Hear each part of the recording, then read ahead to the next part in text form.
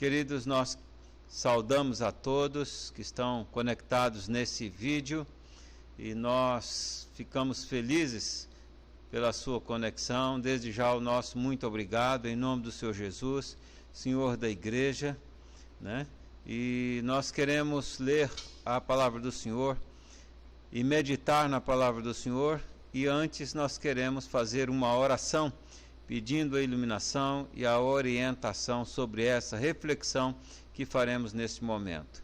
Pai querido, que o Senhor nos guarde, que o Senhor nos abençoe, que o Senhor ilumine a nossa mente para que possamos ouvir a Tua voz, receber a Tua ministração. Para isso, perdoa os nossos pecados, repreenda tudo aquilo que não vem de Ti. E que o Senhor, portanto, Teu Santo Espírito, Consolador, Confortador, Deus poderoso, me use como boca de Deus, desde a leitura até a conclusão. Graças Te damos pela vida de cada um que está conectado e que haja entendimento da Tua palavra. Em nome de Jesus, amém. Nós vamos ler a palavra do Senhor em Juízes, capítulo 8, os versos de número 30 e 31. Nos diz assim a palavra do Senhor: Teve Gedeão 70 filhos, todos provindos dele, porque tinha muitas mulheres. A sua concubina, que estava em Siquém, lhe deu também à luz a um filho, e lhe pôs o nome de Abimeleque. É interessante destacar aqui, né, que Gedeão, muito conhecido, principalmente você lendo aí textos anteriores, você vai perceber, muito conhecido pela vitória, apenas com 300 homens, e como Deus o usara, né? E ele, como a palavra Gedeão, também, né, conhecido como Jerubaal, e ele, o significado do seu nome, né, guerreiro poderoso, destruidor, né? Era um homem poderoso em guerra e era usado muitas vezes como instrumento nas mãos do Senhor. Também tem o significado de lenhador, aquele que derruba árvores, aquele que destrói os seus inimigos, né? Usando aí a figura de árvore.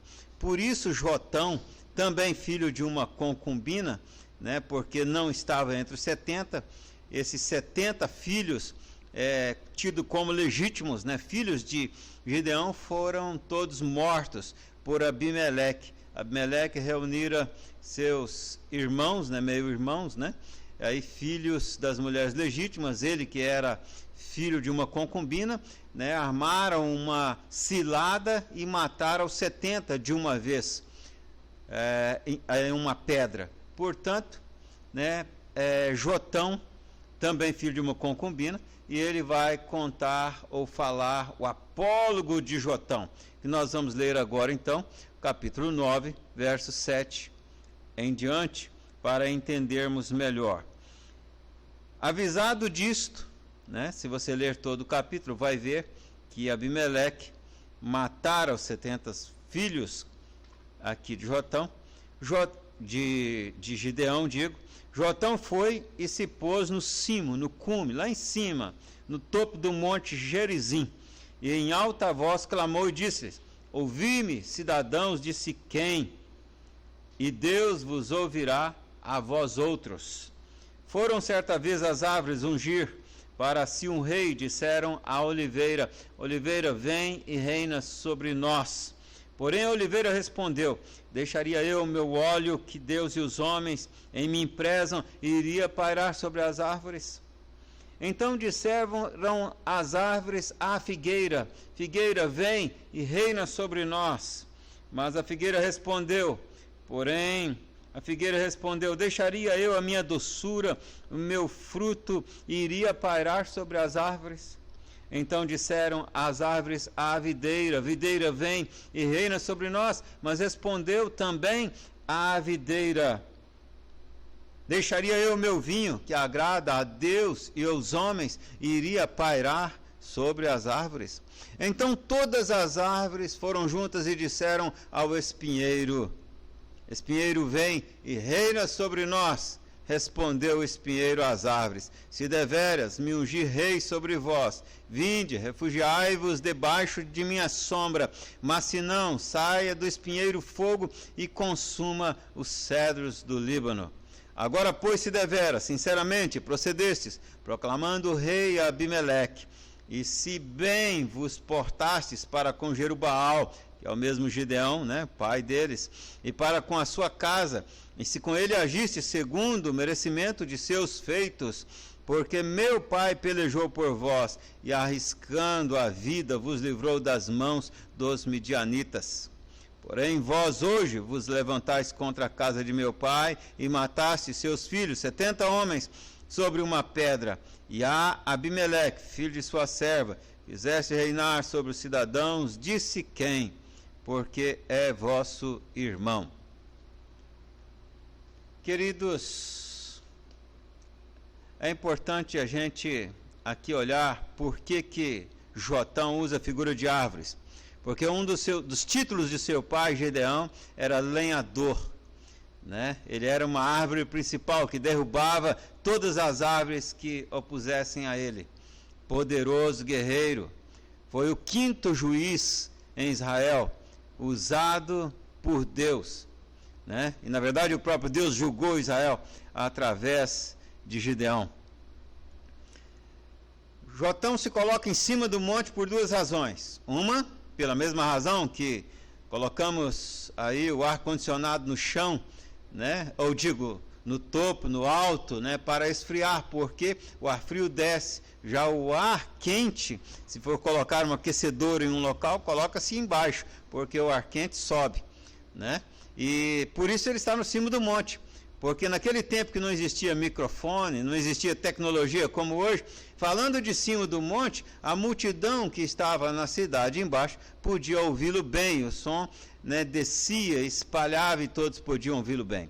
A segunda razão porque ele fala de cima do monte, porque Gerizim, porque estando lá, e os homens valentes, guerreiros de Siquém, que apoiavam Abimeleque, estando na cidade embaixo, caso quisessem matá-lo, e se estivesse próximo, com certeza o matariam também, né? Ele estava então distante.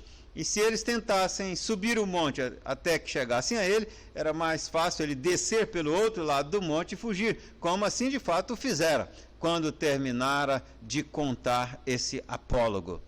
E ele traz, né, portanto, esse apólogo para toda aquela cidade. Eu queria introdutoriamente citar aqui 2 eventos históricos dos tempos depois de Cristo, que vale-nos a pena dentro do contexto em que nós estamos refletindo. Um deles é o presidente Hindenburg, da Alemanha, né, em 30 de janeiro de 1933, ele foi, de certa forma, forçado a declarar Hitler chanceler da Alemanha. Por quê? Porque ele procurara a oliveira, a videira, né, a figueira, diversos homens que eram indicados para o posto de chanceler, mas todos eles recusaram. E assim, sob pressão, ele foi, de certa forma, forçado a nomear Hitler para essa vaga. Porque quando os homens de bem rejeitam, o espinheiro aproveita.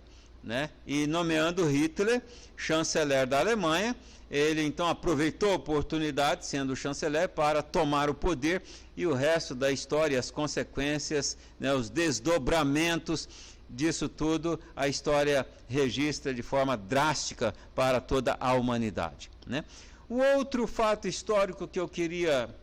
Né, certamente se Hindenburg tivesse estudado o apólogo de Jotão, talvez tivesse insistido um pouco mais em não nomear aquele espinheiro Adolf Hitler, nomeado ali, né, em 30 de janeiro de 1933. O segundo item que nós queremos trazer à tona é entre 1789 a 1799 aconteceu na França a Revolução Francesa. E como resultado disso, um dos resultados da Revolução Francesa é que a França se tornou o primeiro país laico do mundo. Por isso conhecida como a mãe do laicismo, ou seja, de todos os países, como o Brasil hoje, né, se declara também um dos países laico. Mas, embora a França seja considerada a mãe dos países, ou dessa ideia, o país laico, né, de certa forma, a Revolução Francesa sofreu a grande influência do Iluminismo, 1715, aí o apogeu, né, o estourar do Iluminismo. E o Iluminismo, por sua vez, recebeu forte influência da Reforma Protestante, que teve início ali em 31 de outubro de 1517, com Martinho Lutero dando o pontapé inicial na Reforma Protestante. Veja só, principais reformadores, né, como Martinho Lutero, Zwinglio, Calvino, né, Melanchthon, que é tido como teólogo da Reforma, e eles defendiam que o Estado não deveria querer criar leis, governar e administrar a igreja. E também a igreja não deveria querer administrar o Estado. Eles se opuseram ao sistema da época quando Roma, a igreja romana, né, era mais poderosa do que o próprio Estado.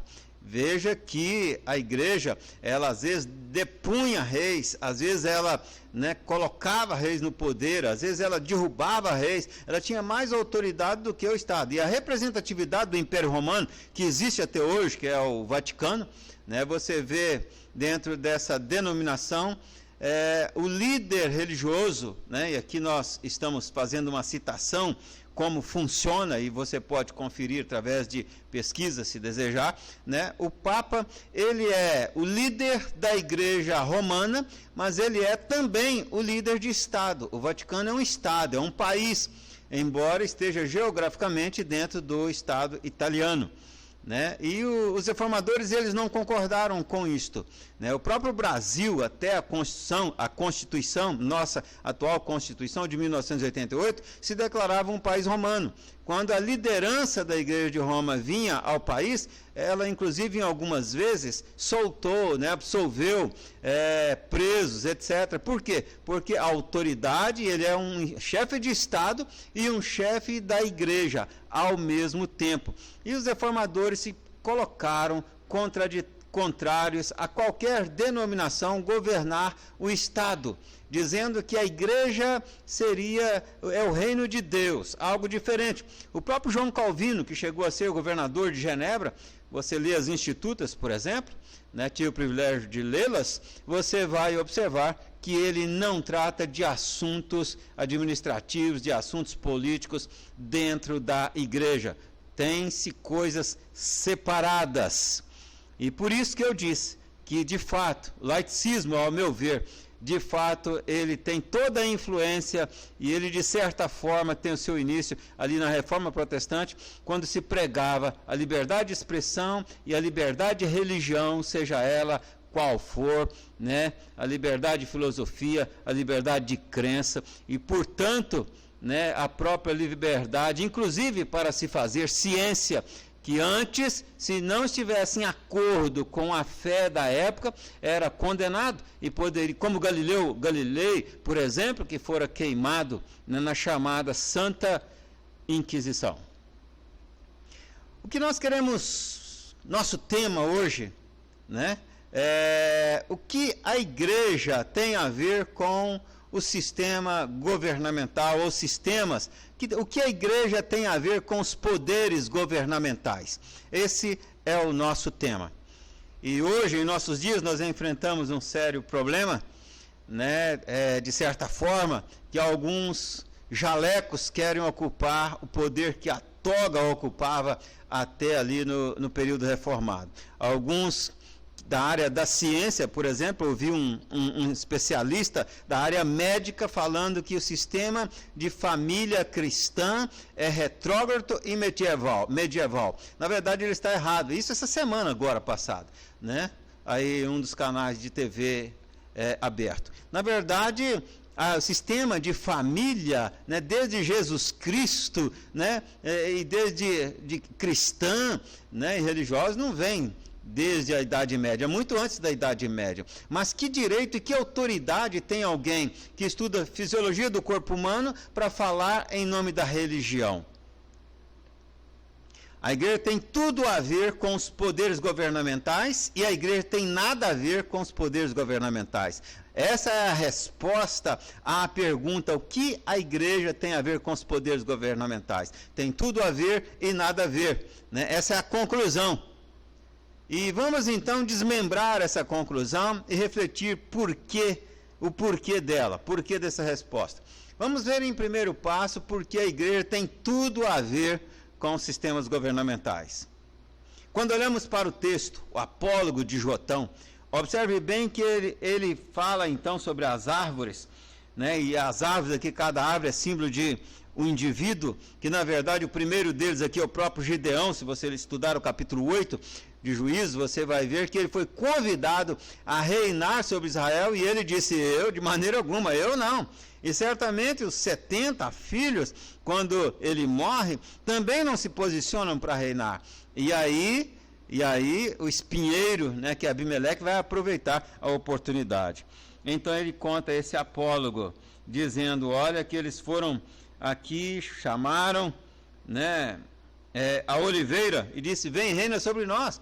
E a oliveira disse: eu, de maneira alguma, vê se eu vou deixar meu óleo que agrada a Deus e os homens e vou reinar sobre você, essas árvores, né? Com certeza complicado esse povo, cheio de complexidade, de complicações. Eu me envolver com isto aí? De jeito nenhum, eu não, procurem outro, não vou fazer isso. Então chamaram a figueira, lembra, né, de Hitler, né, que nós contamos no início, né? Então foram atrás da figueira, as árvores, mas a figueira também disse: eu, de maneira alguma, deixarei a minha doçura, meu bom fruto, para ir parar sobre as árvores? Não, eu não. Então foram atrás da videira, e a videira, por sua vez, também respondeu: eu, deixar produzir o meu vinho, que agrada a Deus e os homens, para ir governar sobre vocês? Não, de jeito nenhum. Né? Com certeza, muitos espinheiros entre as árvores, árvores complicadas, situações complicadas, né? Não, nós não. E quando estes homens que de Deus, né? Porque Jotão, quando ele pronuncia a palavra Deus, é com letra maiúscula, é o Deus Jeová, é o Deus Elohim, é o Deus das Escrituras. Mas Abimeleque era servidor de Baalins, né? E veja só que inclusive o próprio Senhor Jesus Cristo em João 15 se coloca como: eu sou a videira verdadeira, meu pai é o agricultor, vós sois os ramos, né? Então quando se fala de videira, de oliveira, de figueira na Bíblia, está falando de gente que serve a Deus, de gente que tem compromisso com Deus, de gente de Deus. E esses rejeitaram governar, então foram atrás do espinheiro, Abimeleque, e logo o espinheiro de prontidão: não, pois não, aceito sim, venham, entram debaixo das sombras de meus galhos. Ora, quem conhece espinheiro, né, e podemos exemplificar o arranha-gato, por exemplo, né, sabe muito bem que ninguém esconde debaixo de sombra de espinheiro, você se machuca todo, o espinheiro te fere. Penso eu que aqui Abimeleque já pensando, né, vou cravar os espinhos nas vossas costas. E veja só o que ele diz mais: olha, disse o espinheiro: se vocês agora não vierem, né, se abrigar debaixo da minha sombra, sairá fogo do espinheiro que consuma todos vocês, porque é assim que o espinheiro se porta. O espinheiro não ama os administrados, os governados. O espinheiro é o símbolo, né, igual Abimeleque, que já havia matado 70 filhos de seu pai, né, um homem rebelde, um homem perverso, um homem idólatra, e é esse que foi reinar, porque os outros rejeitaram aceitar. É isso que Jotão está colocando claramente aqui. Quer dizer, quando homens de Deus, que têm chamado ministerial para poder, seja para o judiciário, seja para o executivo, seja para o legislativo, e dizem não, então vêm os espinheiros e ocupam essas vagas. Vêm os espinheiros, né, para ocupar essas vagas. Martin Luther King, né, americano conhecido aí no mundo inteiro, famoso, né? E uma das suas célebres frases é que o que mais o incomodava não era a injustiça dos injustos, mas que mais lhe doía, não era a injustiça dos injustos, mas o silêncio dos justos. Quando os justos se calam, então os injustos assumem as posturas ou a postura no lugar destes. Eu me lembro do reverendo Ciro Tavares, tive o privilégio de trabalhar com ele, né? Há uns 30 anos atrás. Ele inclusive veio a falecer esse mês passado, e ele é um homem cheio de Deus. Aprendi muito com ele, meus 3 primeiros anos de ministério. Ele, certa feita, me mostrou, há mais de 30 anos atrás, ali um recorte do jornal Estado de Minas, falando da cidade de Alto Jequitibá. E lá estava escrito: uma cidade que tem cadeias e não tem presos, uma cidade presbiteriana.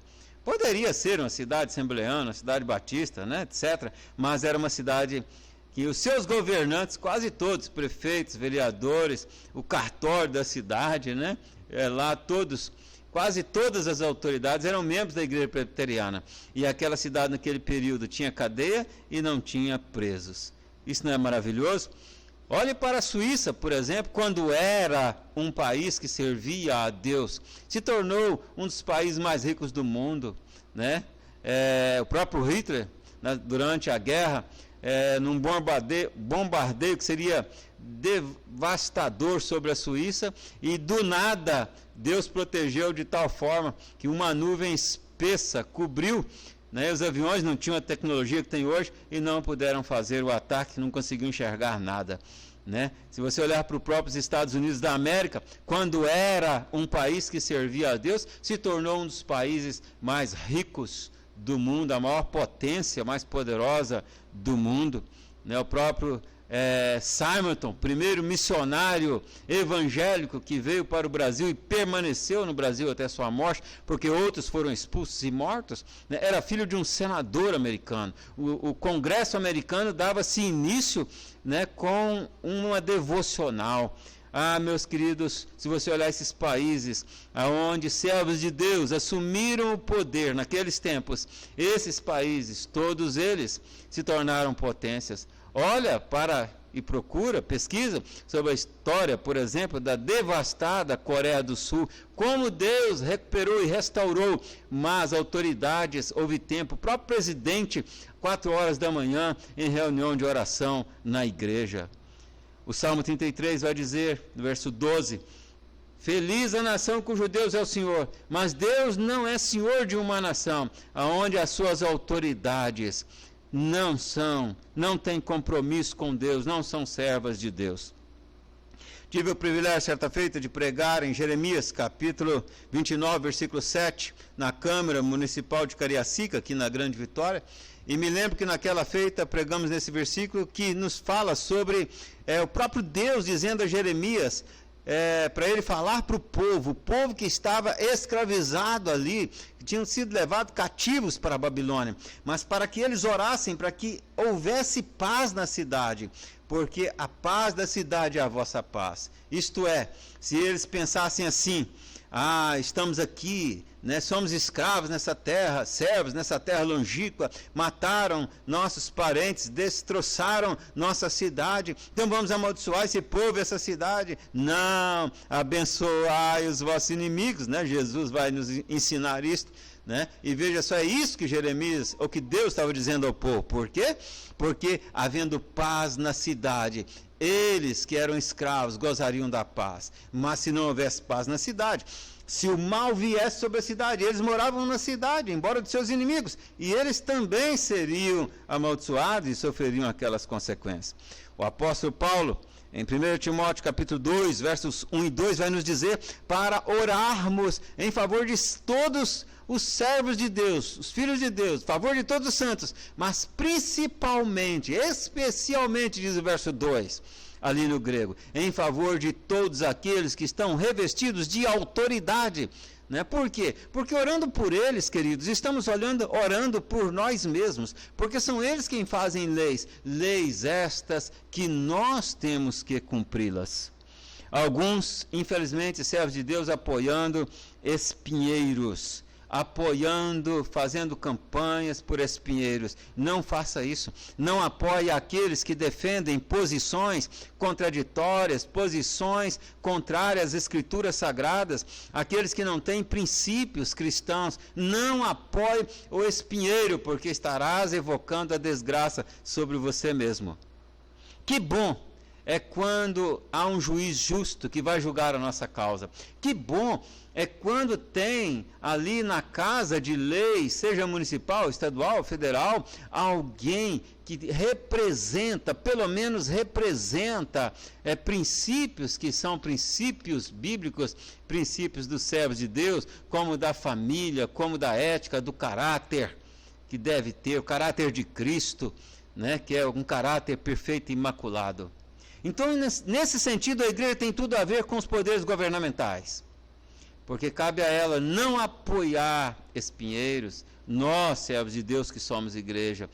Cabe-nos a nós orar por todos aqueles que estão investidos de autoridade. E cabe àqueles que são servos de Deus e recebem chamados, seja por judiciário, por executivo, por legislativo, a não dizer não, como fizeram ali a videira, a oliveira, a figueira, mas a aceitar, para não acontecer igual aconteceu lá no tempo de Hitler.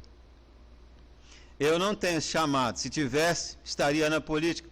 Tive convite já para me filiar a partido, né, para concorrer dentro do partido, sair como candidato a deputado, até candidato a vice-prefeito de uma determinada cidade, mas eu sempre disse não. Por quê?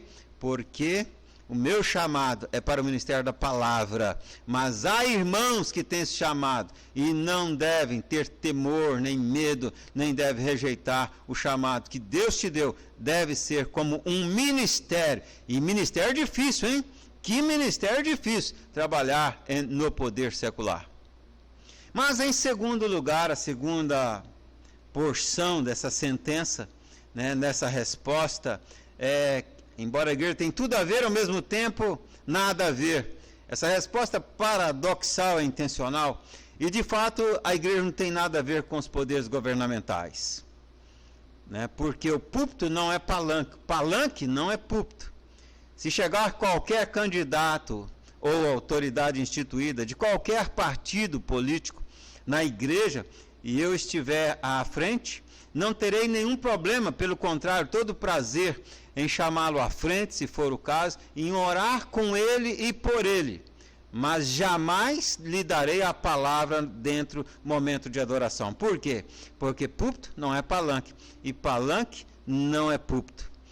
E aí eu me lembro, tempo ainda de seminário, quando João Leite, o goleiro João Leite, era prefeito de Belo Horizonte, e me lembro que algumas pessoas, membros da primeira igreja de Belo Horizonte, fizeram uma visita ao prefeito, né, para orar com ele, e ele ficou surpreendido, porque tinha sido os primeiros cristãos evangélicos que estavam indo lá para orar sem pedir nada. Irmãos, isso é vergonhoso, né? E nós devemos, sim, orar pelas autoridades e, tendo a oportunidade, orar com as autoridades. Vejam, e eu recordo o que dissemos antes, os reformadores defendiam que o Estado não deveria querer governar a igreja, administrar dentro da igreja, e nem a igreja querer governar e administrar o Estado. São coisas diferentes, são reinos diferentes. A palavra do Senhor, o próprio Senhor Jesus Cristo, registrada ali em João 8, versículo 36, Jesus vai dizer que o meu reino não é desse mundo. O reino de Deus, o reino de Cristo, o reino em que a igreja é o reino de faz parte, esse reino, ela pertence ao reino de Deus. Esse reino, ele é um reino espiritual, como disse Jesus, não é desse mundo. Há um grupo de pessoas com uma teologia judaica, né, pensando ser até cristã e bíblica, quando na verdade lá dos escribas e fariseus, judeus, que inclusive por esse motivo, um dos motivos que mataram Jesus, porque entendiam que Jesus se sentaria no trono em Jerusalém e reinaria sobre todo esse planeta. E até hoje ainda há um grupo também entre os evangélicos, entendendo que Jesus virá, se assentará no trono em Jerusalém e reinará nesse planeta. Mas o tempo todo Jesus deixa claro que o seu reino não é um reino secular, não é um reino dos poderes governamentais deste mundo, não é um reino desse mundo, como deixa claro. E ele ainda diz em Lucas 17, verso 21, que o reino de Deus está dentro de vós. O reino de Deus é espiritual, é espiritual, não é carnal. E o apóstolo Paulo, comentando sobre isso, vai dizer em Romanos 14, versículo 17, o reino de Deus não é comida e nem bebida, mas justiça, paz e alegria no Espírito Santo. Isto é o reino de Deus. É fato que, diferentemente no Antigo Testamento, né, quando a igreja de Deus era Israel, que também era um país, né, com um governo teocêntrico, isto é, Deus governando Isto quando os que estavam sentados no governo eram da parte de Deus. Mas no Novo Testamento, a igreja de Deus desse mundo, os verdadeiros filhos de Deus, filhos de Abraão, conforme explica o apóstolo Paulo, não são segundo descendência da carne, mas na fé. Porque se cumpriu a promessa, em ti serão benditas todas as nações. Quer dizer, a palavra nações quer dizer tudo enquanto é tipo de gente, né? Mas que creem, aqueles que creem. Portanto, os verdadeiros filhos de Abraão é segundo a fé, e não segundo a descendência sanguínea. Portanto, a igreja de Deus, é povo de Deus, é formado de todo aquele que crê no Senhor Jesus Cristo, como o único e suficiente Salvador da sua vida, independente de que país, se asiático, se negro, se rico, se branco, a igreja de negro, a igreja de pobre, a igreja de doutor, a igreja de asiático, de índio, de americanos, de todos. A igreja não tem classe social, classe econômica, não é igreja, essa igreja aí humanizada, secularizada, isso não é igreja de Cristo, isso não é reino de Deus.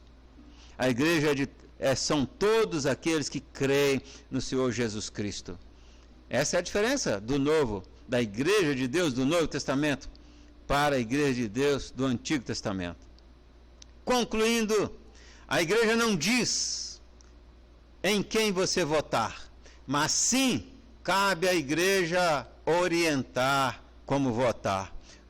O Jotão estava orientando aos cidadãos, os valentes, os guerreiros, homens de Siquém que estavam seguindo Abimeleque, de que nós não devemos seguir a espinheiros, apoiar espinheiros, não apoie espinheiros, não dê crédito a espinheiros, não favoreça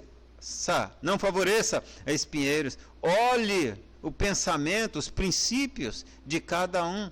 Se não são oponentes e contradizentes, às vezes alguns chegam a ser declaradamente inimigos da igreja do Senhor Jesus Cristo.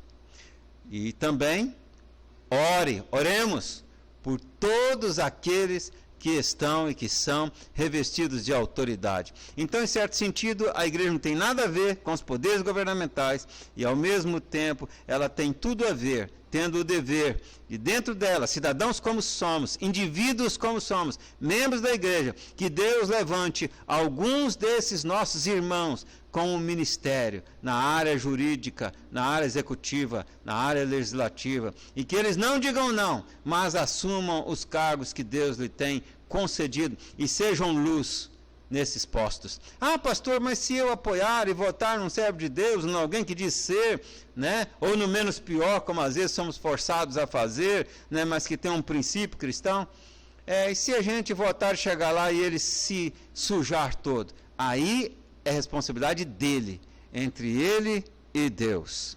Nós fizemos o que a Bíblia nos orienta, nós fizemos a nossa parte. Então a igreja tem tudo a ver e nada a ver com os poderes governamentais.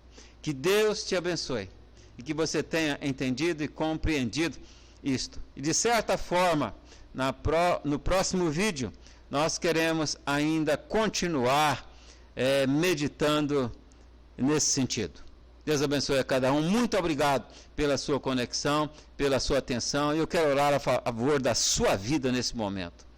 Pai querido, nós agradecemos pela vida de cada um que está se conectando ou que se conectará a esse vídeo. E que a palavra do Senhor, a iluminação do teu Espírito, abençoe essas vidas. Em nome de Jesus, amém, amém. E se esse vídeo falou com você, encaminhe a outras pessoas, para que elas também sejam abençoadas. Em nome de Jesus. Deus te abençoe.